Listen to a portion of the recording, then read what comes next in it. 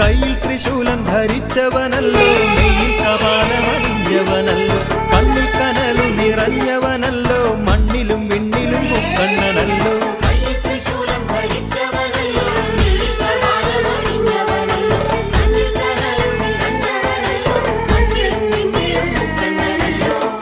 Ettumanoorappa Neelakanta ഏറ്റുവാങ്ങേണേ N സങ്കടങ്ങൾ.